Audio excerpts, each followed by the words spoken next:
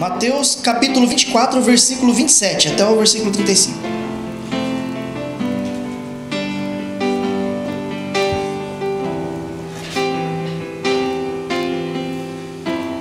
Amém? 27. Porque assim como o relâmpago que sai do oriente e se mostra até o ocidente, assim também será a vinda do Filho do Homem.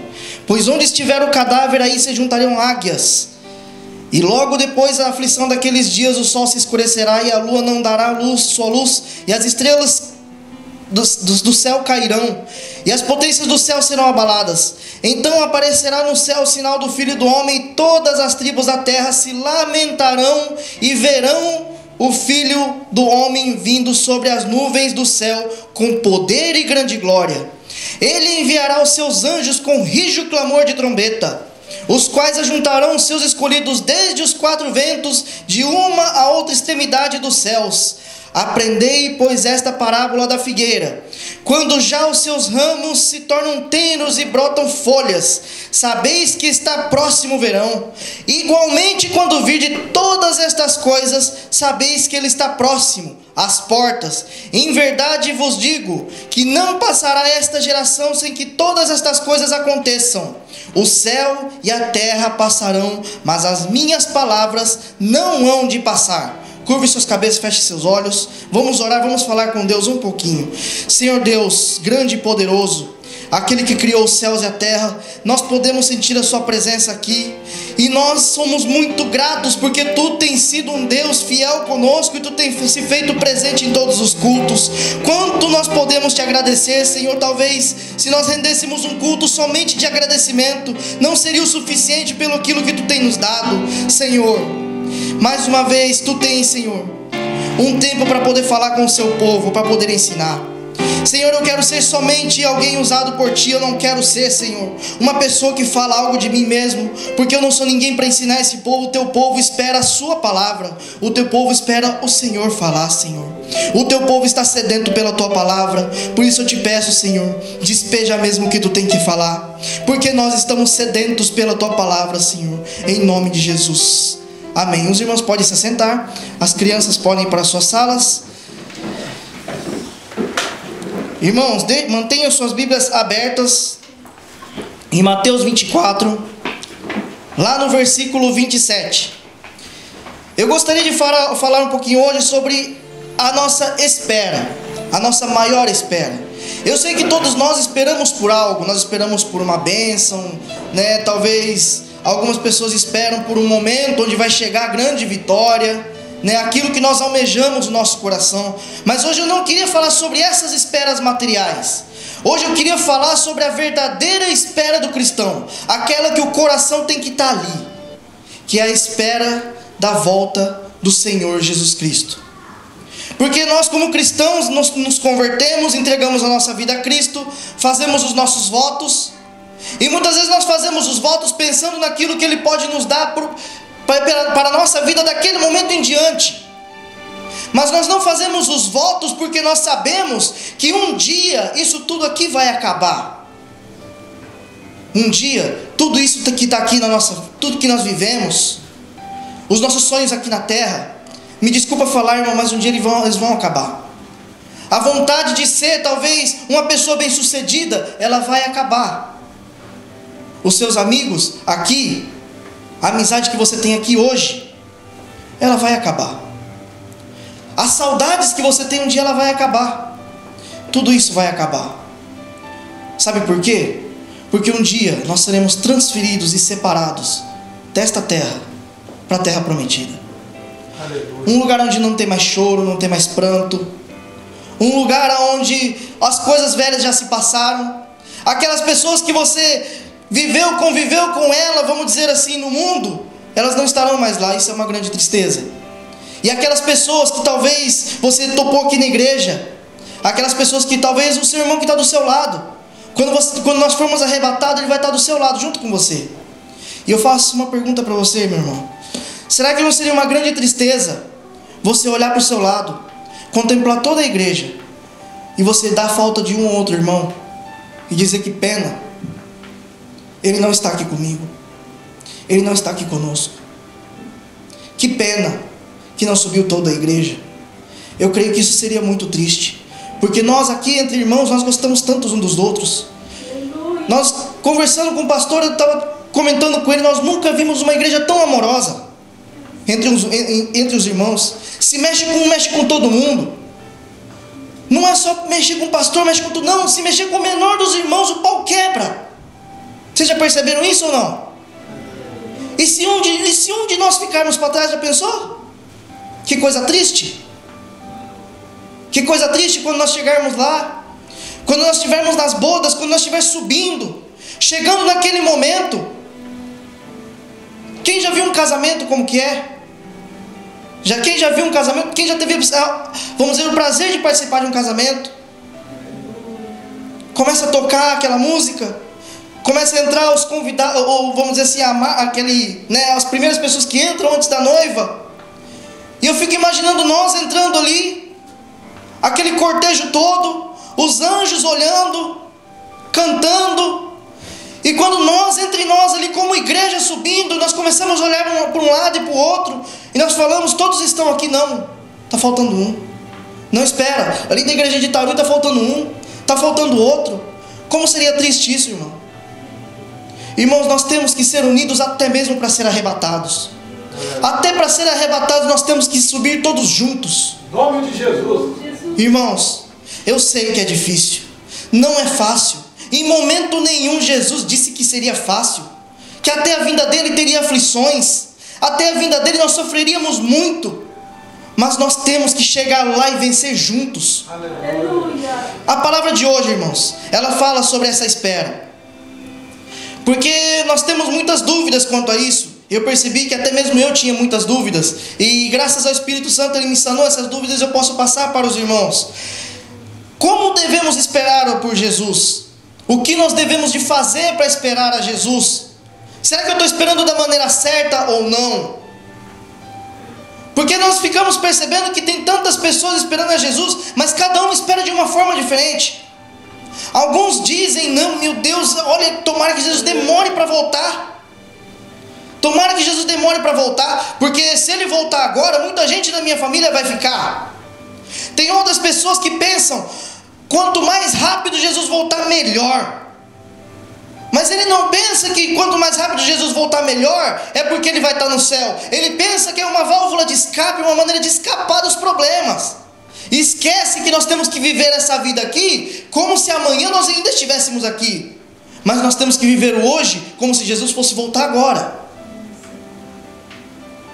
E quantos enganos nós não temos quanto à volta de Cristo? Quantos enganos? Eu quero ler o primeiro versículo que nós lemos aqui na leitura introdutória, para nós entendermos o primeiro. Versículo 27.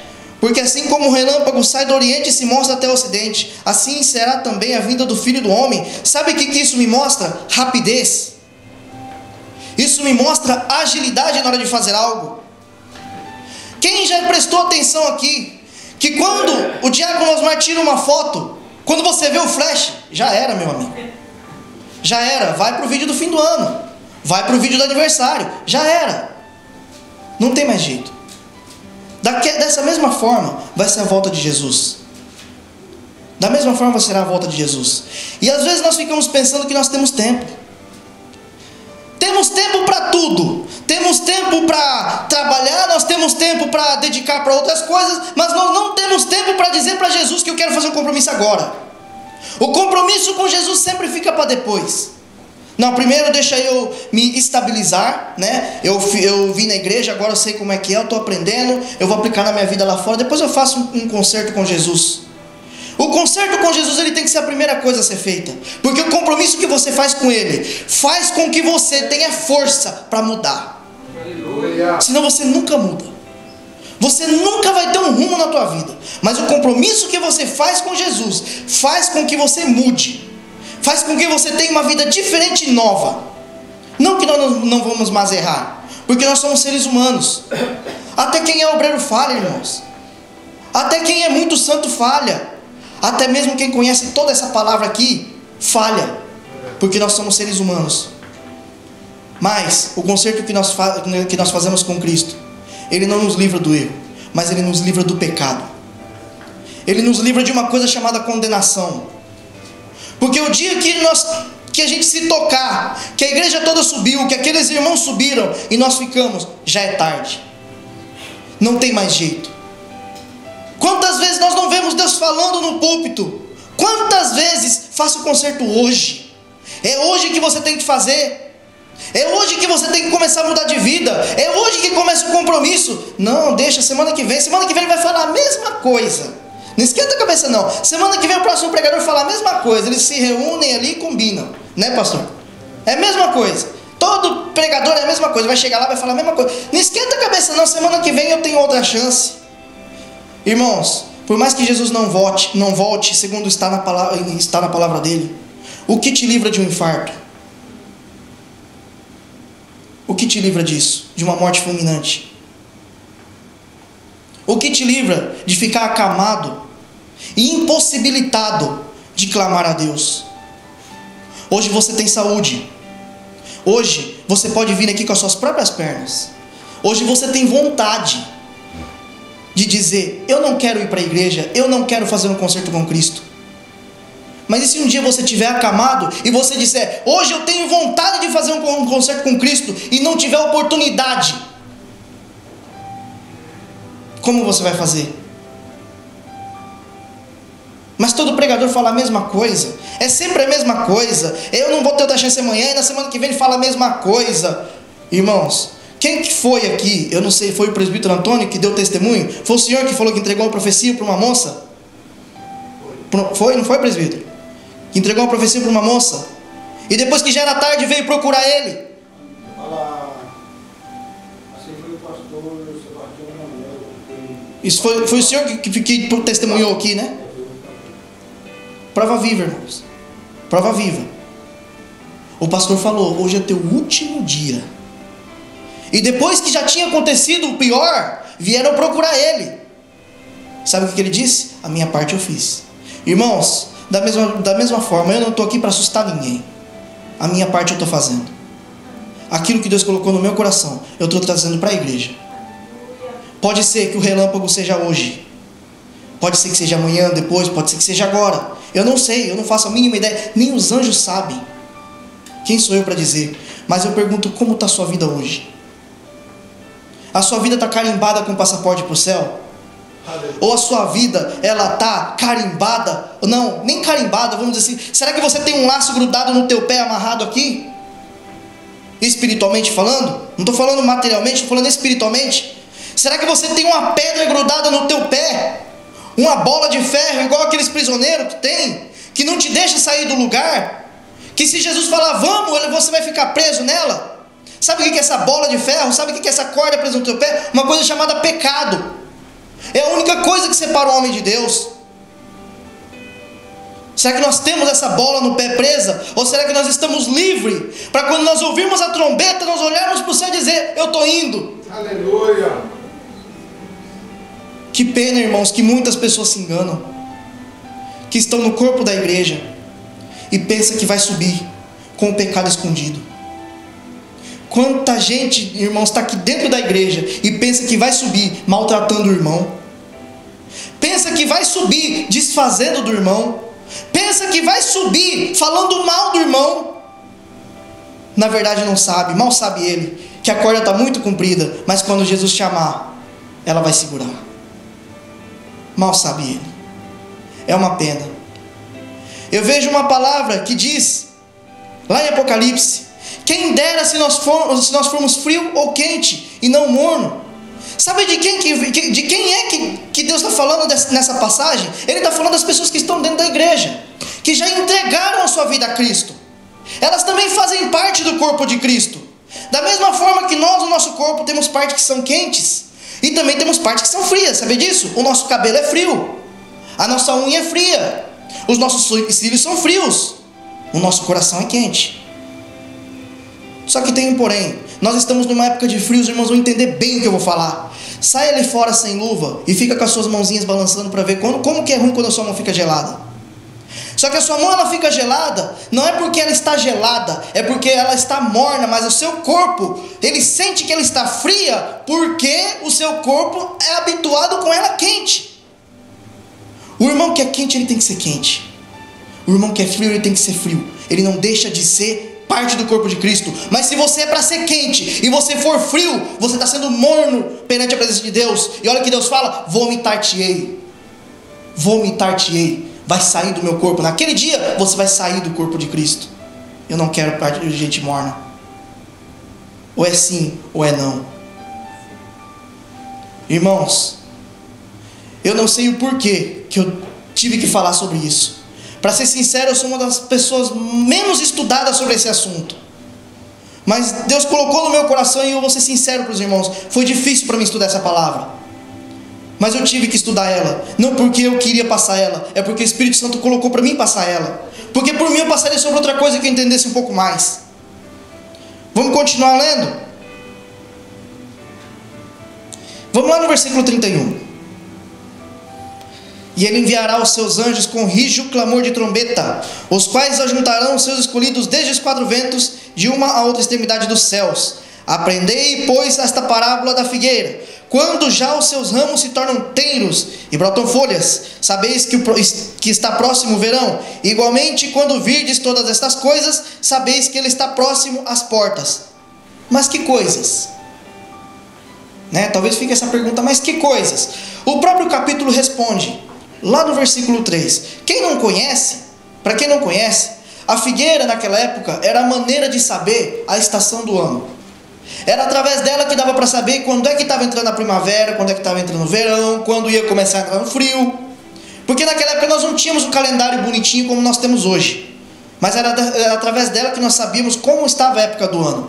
Vamos lá então no versículo 3. Olha a resposta. A resposta é longa, irmãos. Vamos dizer assim, eu vou detalhar bastante ela.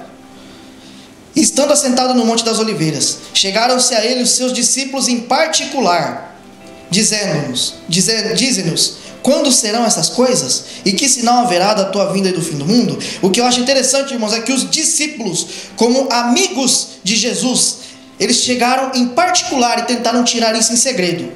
Mas olha o que eles conseguiram. E Jesus respondendo disse-lhes: acautelai-vos, que ninguém vos engane, porque muitos virão em meu nome dizendo eu sou Cristo, e enganarão a muitos. Vamos parar por aqui um pouquinho. Só dentro do seu conhecimento, quantos cristos falsos nós temos hoje? Muitos. Eu pesquisei na internet para saber, nos últimos 50 anos, faz quanto tempo que Jesus voltou? Que Jesus veio a primeira vez, na sua primeira vinda? 2000 anos. Nos últimos 50 anos, olha só, quantos vieram? José Luiz de Almeida, estima-se mais de 2 milhões de seguidores. O que a palavra fala? No versículo 5, muitos virão em meu nome dizendo eu sou Cristo e enganarão a... José Luiz de Almeida, mais de 2 milhões de seguidores. Henrique Cristo, em torno de 20 mil seguidores. Alan John Miller, 400 mil.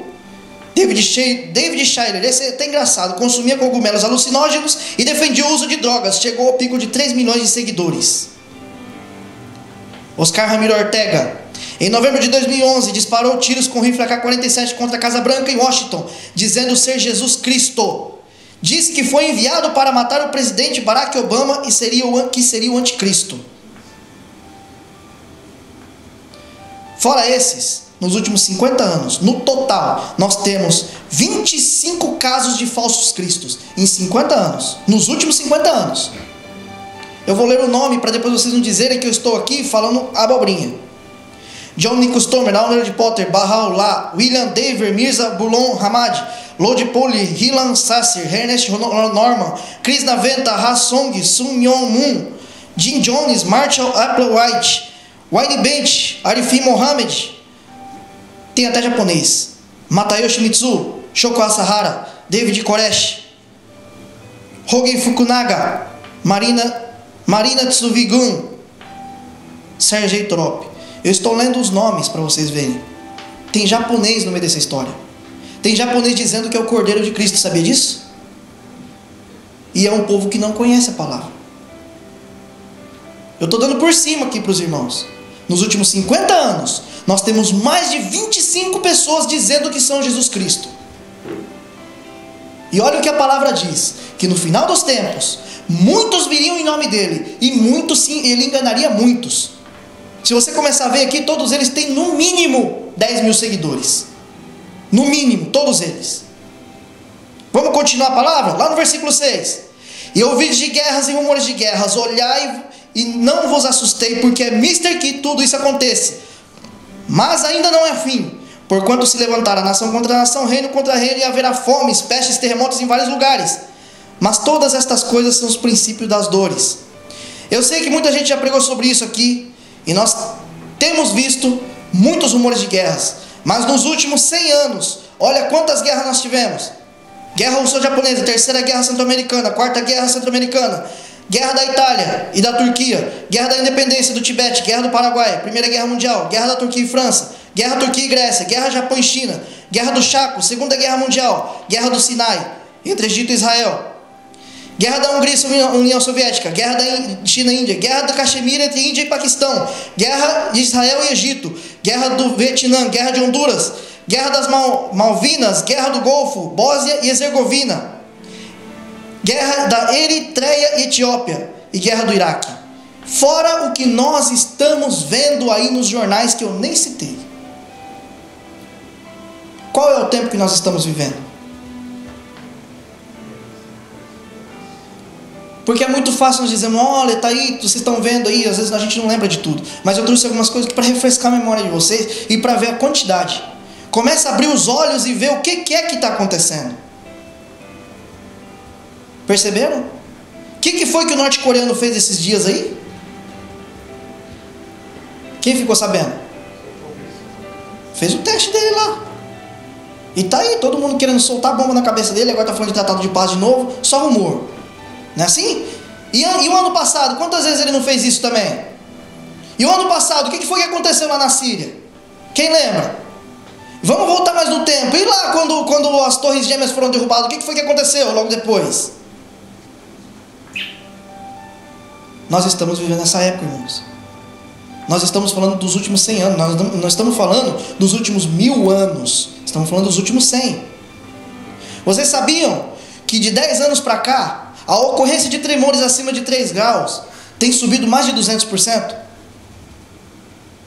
Eu não trouxe isso para os irmãos não, mas eu só estou fazendo um comentário. Depois os irmãos pesquisem isso na internet. Tá bom? Vamos continuar? Então vos hão de entregar para ser atormentado e matar-vos-ão. Serei odiados de todas as nações por causa do meu nome. Eu fiz uma pesquisa no Google, morte de cristãos, pode colocar lá. E a minha esposa me ajudou a selecionar isso daqui. E a gente não colocou tudo, ela está de prova. A gente só pegou algumas coisas. Olha só o que sai. Vídeo mostra os cristãos sendo afogados no Estado Islâmico. Vaticano homenageia mortes pelo Estado Islâmico. Cristãos são assassinados enquanto oravam o Pai Nosso. Ataque a cristãos em universidade deixa mais de 140 mortos. Muçulmanos jogam futebol com cabeça de cristãos mortos. Na Espanha, cada ano 100 mil cristãos são mortos. Na Europa, mais de 220 mil cristãos são mortos todos os anos. Pessoas que são perseguidas pelo nome de Cristo. Leia de novo o versículo, volta lá, 9. Então vão desentregar para ser atormentados, e matar-vos-ão, e serei odiado a todas as nações por causa do meu nome. No Brasil não chegamos ao tal ponto de matar cristãos, mas vocês estão vendo como os cristãos estão sendo odiados lá. Pelo fato de batalhar a favor da família. Vocês perceberam? A que ponto nós estamos chegando? Se você lesse esse capítulo há 20 anos atrás, parecia uma coisa impossível. Mas se você vê ele hoje, você vê que está tudo acontecendo. Vamos continuar? Versículo 10. Nesse tempo muitos serão escandalizados, trair-se uns aos outros, e uns aos outros se odiarão. E surgirão muitos falsos profetas, e enganarão a muitos.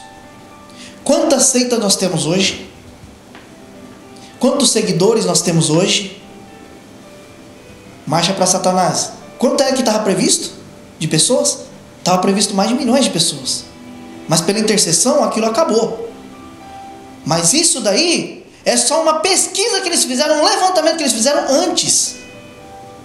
E você pensa que o satanismo, eles estão falando só de Satanás? Não, se você for lá no centro, lá está lá a Bíblia aberta, lá eles estão falando de Jesus, sabia disso? Vocês sabiam disso? Estão falando do nome de Jesus lá. Quantos pastores, falsos pastores nós não temos? Vamos falar da gente um pouquinho também, não vamos só meter o pau nos outros não. Quantos falsos pastores nós não temos? Gente que está enriquecendo à custa de dízimo, que deveria de ser feito para ajudar as pessoas, que deveria de ser usado para mandar para a obra missionária. Estão enriquecendo às custas de dízimo das pessoas. Quantos pastores nós não vemos fazendo isso? Quantas pessoas têm se dito que são, não sei, profeta, bispo, não sei que cargo eles acham que eles são, mas na verdade envergonham o nome de Deus. Se você olhar a vida dele, está lá na prostituição, está na bebida, está no álcool. Vocês já perceberam isso? Quantos falsos profetas têm se levantado nos últimos tempos? Quantas pessoas têm enganado as pessoas, mostrado uma fé que na verdade não existe? Perceberam isso? Quanta coisa, quanta heresia tem entrado dentro da igreja. É um tal de vender as coisas ungidas, como se unção passasse para coisa. Perceberam isso? Estamos vivendo esta época. Vamos mais para frente? Versículo 12.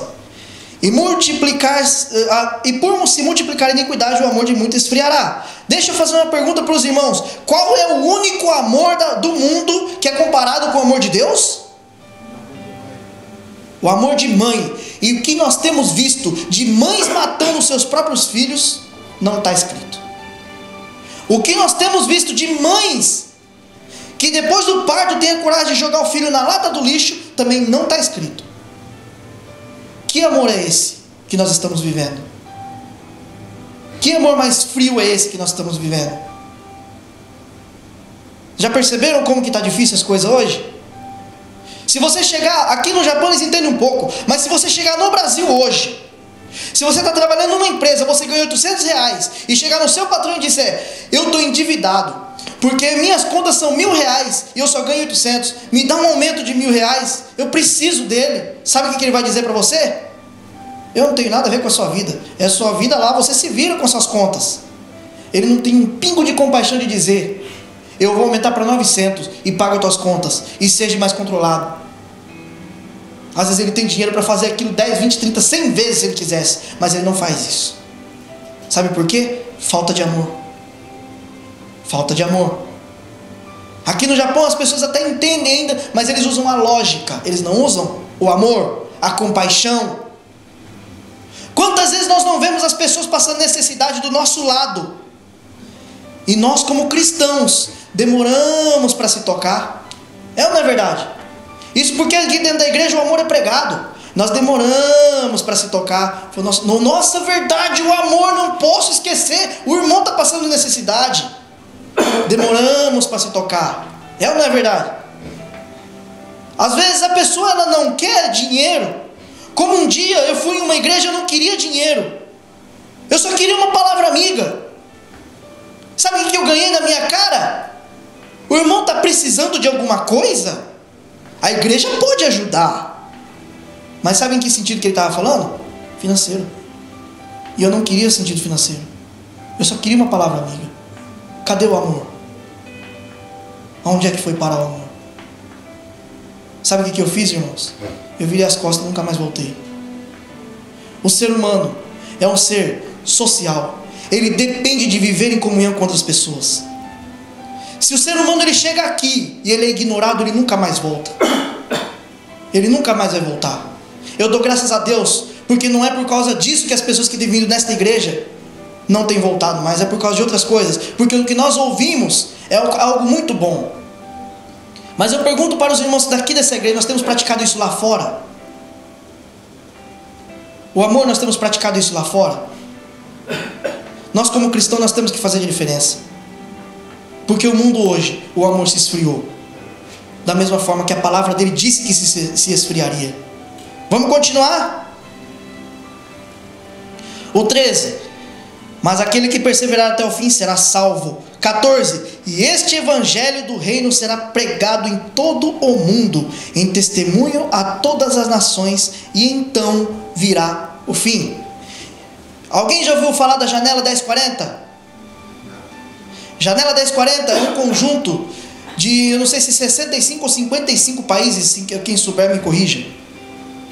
Eu não sei se 65 ou 55 países que não foram evangelizados até o ano de 1990. Era chamado de Janela 1040. Hoje, quase 70% desses países já tem missionários. E quase 30% desses países já tem igrejas fundadas. O evangelho falta muito pouco para ele alcançar todo mundo. E eu creio que essa promessa que falta para que Jesus volte. Porque ele não vai poder voltar e as pessoas dizerem, eu não sabia do teu evangelho. Ele vai querer que todas as pessoas ouçam o evangelho dele. E falta muito pouco, meus irmãos. Muito pouco mesmo. Muito pouco. Não falta muito tempo. Até em países que o evangelho é proibido, do nada aparece uma notícia, pastor fulano de tal foi pego, foi preso lá porque estava evangelizando. Do nada aparece. Então significa que o evangelho já chegou nessas nações. Irmãos, falta muito pouco para isso tudo começar a acontecer.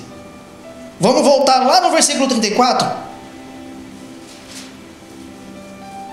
Em verdade vos digo que não passará esta geração sem que estas coisas aconteçam. O céu e a terra passarão, mas as minhas palavras não hão de passar. Mas naquele dia, ora, ninguém sabe, nem os anjos do céu, mas unicamente o meu Pai. E como foi nos dias de Noé, assim será também a vinda do Filho do Homem. Porquanto, assim como nos dias anteriores ao dilúvio, comiam, bebiam, casavam e davam-se em casamento, até o dia em que Noé entrou na arca. Vocês entenderam o que está escrito aqui? Vocês entenderam? O que está falando aqui é que Noé, naquela época, era o único homem que era fiel e temente a Deus. Quando ele começou a construir a arca dele, todo mundo achou que ele era louco. Da mesma forma que as pessoas lá fora dizem que nós aqui somos loucos. E até o dia comiam, bebiam e se davam-se em casamento. Sabe o que essa palavra quer dizer? O que está acontecendo hoje lá fora, olha quanta iniquidade. Eu trouxe alguns dados aqui para os irmãos não ficarem por fora. Divórcios. No ano de 1984, a média era de 30 mil divórcios por ano no Brasil. Isso no Brasil. Nos outros países também tem aumentado. Em 2014, o levantamento de 2014, foram 341 mil divórcios. Um aumento de 170% de divórcios. Aonde é que foi parar a família brasileira? Vocês estão vendo o que está acontecendo? O aumento da iniquidade? Olha outro. Homossexuais. Em 1984, eram em torno de 3 mil casais homossexuais. Em 2014, são mais de 600 mil casais homossexuais. Perceberam a diferença? Nós estamos falando de 84 para 2014, 20 anos de diferença. Olha como que está a situação. Não falta muito tempo, meus irmãos. Jesus, ele já está às portas. Eu creio que ele só não voltou ainda, porque ele quer que todos escutem o evangelho, que todos tenham a chance de se salvar. E nós, como pessoas que escutamos e aceitamos, sejamos santos e puros até chegar naquele dia, porque ele vai ter prazer de abrir as portas dos céus para todos nós. Eu queria fazer uma pergunta para os irmãos. Como nós temos esperado a Cristo? Como nós temos esperado a Cristo? Nós temos esperado, será que talvez com medo que Cristo venha, na insegurança que eu fique? Porque afinal de contas eu sou pecador, eu sou ser humano. E vai que bem na hora que eu fiz um pecadinho ele volta. Não é verdade? Não é assim? Quem tem medo é dessa forma. Será que nós temos, vamos dizer assim, usado a volta de Cristo como válvula de escape? Nesse mundo tem muito tormento, eu não aguento mais não, tomara que Jesus volte logo. Mas não é porque ele deseja, anseia que Jesus volte para buscar ele, é porque ele quer escapar dos problemas. Ele quer escapar daquilo que está acontecendo com ele aqui. E ele pede para que Jesus volte logo, me leve logo que eu não aguento mais isso daqui. Ou será que nós temos a plena certeza do crente santo, que eu vou para o céu e não percebe que nós somos pecadores. Irmãos, ao mesmo tempo que nós temos que reconhecer que nós somos pecadores, nós temos que ter a certeza da salvação. Isso se chama esperar com sabedoria. Isso se chama esperar na certeza de que nós estamos agradando a Ele. Eu sei, irmãos, que a vida não é fácil. Às vezes as situações nos colocam contra a parede e nos fazem pecar.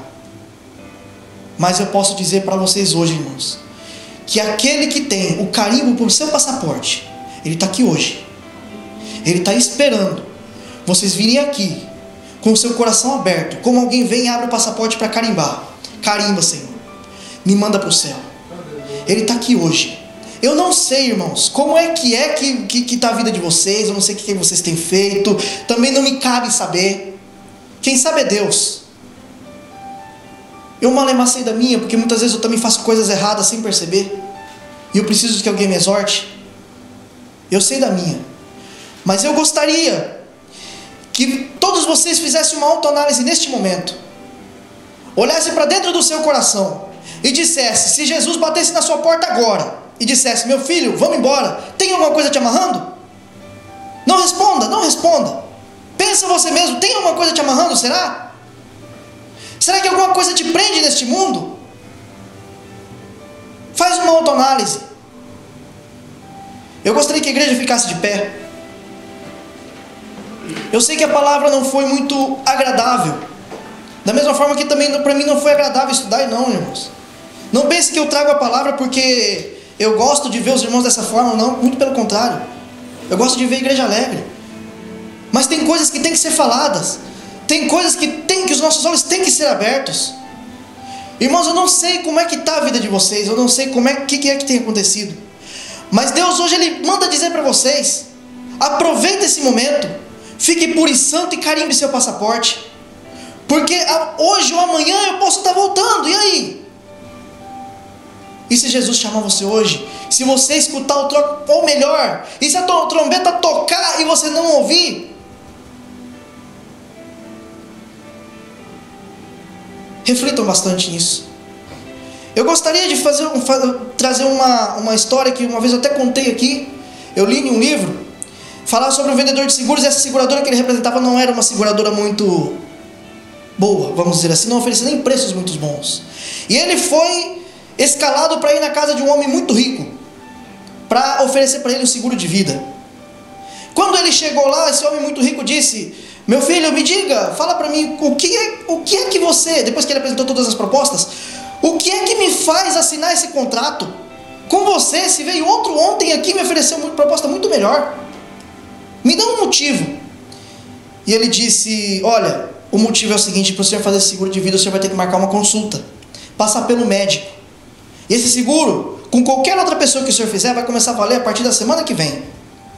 Mas, imagine que o senhor faça esse seguro com qualquer um, e que o senhor descobriu que ele vai vencer hoje.